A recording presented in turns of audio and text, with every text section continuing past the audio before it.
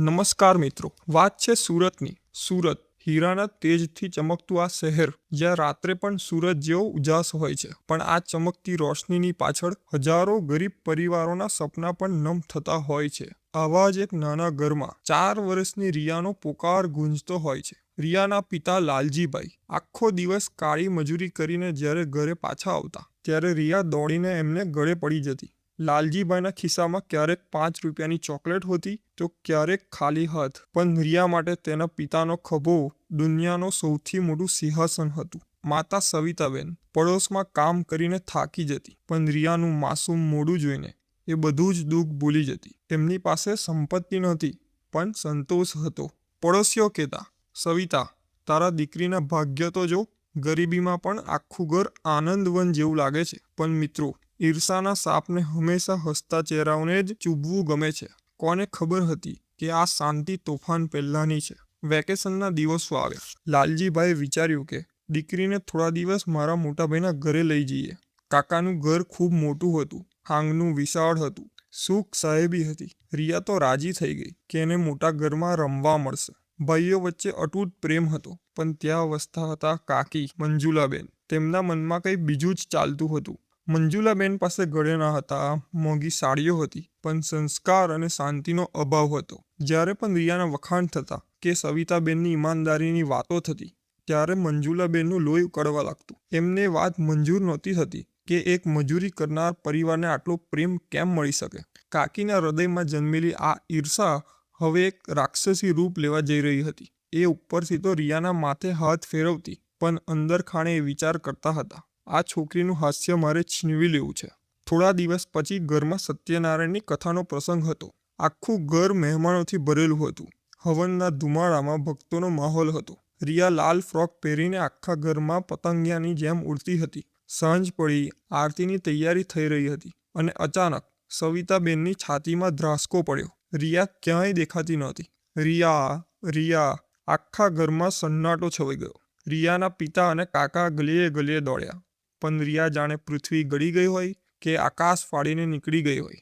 સવિતાબેન તો જમીન પર બેસીને છાતી કૂટવા લાગ્યા. એમની ચીસો સાંભળીને પથ્થર પણ પીગળી જાય. પણ મંજુલા કાકી એ તો ખોટો દેખાવો કરવા માટે આંસુ લૂછતા હતા. એ રાત સુરતના આકાશમાં તારાઓ નહોતા, માત્ર એક માની ચીસો હતી, જે વારંવાર પૂછતી હતી, મારી લાડલી ક્યાં છે? પરિવારના લોકોએ પોલીસને જાણ કરી. પોલીસે તપાસ શરૂ કરી. પોલીસ ઇન્સ્પેક્ટરે અનુભવથી જોયું કે ઘરના દરવાજા ખુલ્લા હતા અને કોઈ અજાણ્યો વ્યક્તિ અંદર આવ્યું હોય એનો પુરાવો નહોતો. સીસીટીવીમાં પણ કોઈ બહારની વ્યક્તિ રિયાને લઈ જતી દેખાતી નહોતી. એટલે કે રિયા સાથે જે કંઈ થયું તે ઘરની અંદર જ થયું હતું. તપાસ દરમિયાન પોલીસને ઘરના પાછળના કચરાના ઢગલા પાસે રિયાની એક નાની લાલ રંગની ચંપલ મળી. પોલીસની નજર મંજુલાબેન પર પડી. એમના ચહેરા પર ડર સાફ દેખાતો હતો. જ્યારે ઇન્સ્પેક્ટરે ગુસ્સેથી પૂછ્યું, ત્યારે મંજુલાબેનનો અવાજ કાપવા લાગ્યો. એમની એક ભૂલ એ હતી કે એમને કહ્યું કે રિયા રાત્રે દૂધ પીવા રસોડામાં આવી હતી. જ્યારે પોલીસો રસોડામાં ગયા, ત્યારે દૂધનો ગ્લાસ આખો ભરેલો હતો. આ એક નાની વાતે પોલીસને મોટો રસ્તો બનાવી દીધો. જ્યારે પોલીસે મંજુલા કાકીને મહિલા જેલની બીક બતાવી, ત્યારે ધ્રુસકે ને ધ્રુસકે રડી પડ્યા. અને જે કબૂલાત કરી તે સાંભળીને કાળજું કાપી જાય મિત્રો. માત્ર ઈર્ષાના કારણે જ્યાં આખું ઘર આરતીમાં મગ્ન હતું, ત્યારે મંજુલા કાકીએ રિયાને ચોકલેટની લાલચ આપી પાછળની ઓરડીમાં બોલાવી. એ માસૂમ બાળકીને કંઈ સમજે એ પહેલાં જ કાકીએ તેના મોઢે ડૂચો ભરી દીધો અને તેને એક કોથળામાં પૂરી દીધી. મોડી રાત્રે જ્યારે રિયાને બધા શોધવા લાગ્યા, ત્યારે કાકીએ ચૂપચાપ એ કોથળો લઈ જઈ શહેરની સીમાએ એક કૂવા પાસે ફેંકી દીધો. કાકીનો હેતુ રિયાને મારવાનો નહોતો, પણ તેને પરિવારથી એટલી દૂર કરવાનો હતો કે સવિતાબેન આ જીવન તડપતા રહે. પોલીસ અને રિયાના પિતા તાત્કાલિક એ લોકેશન પર પહોંચ્યા. રિયા ત્યાં બેભાન હતી. કાંટાઓથી તેના પગ છોલાઈ ગયા હતા, પણ ઈશ્વરની કૃપા એ હતી કે તેનો શ્વાસ ચાલતો હતો. જ્યારે સવિતાબેન રિયાને છાતીએ લગાવી, ત્યારે આખું સુરત રડી પડ્યું. મંજુલા કાકીને પોલીસે હથકડી પહેરાવી પોલીસ સ્ટેશન લઈ ગયા. પણ એમને જે પાપ કર્યું હતું એની માફી તો ઈશ્વર પણ નહીં આપે. મિત્રો, આ કોઈ વાર્તા નથી, આ એક ચેતવણી છે. લોહીના સંબંધો પર આંધળો વિશ્વાસ ક્યારેક ભયંકર સાબિત થાય છે. તમારા જ ઘરેણાં ક્યારેક ફાંસીનો ફંદો બની શકે છે. શું ઈર્ષા એટલી મોટી છે જે એક 4 વર્ષની માસૂમ કડીને કચરામાં નાખી દેવામાં આવે?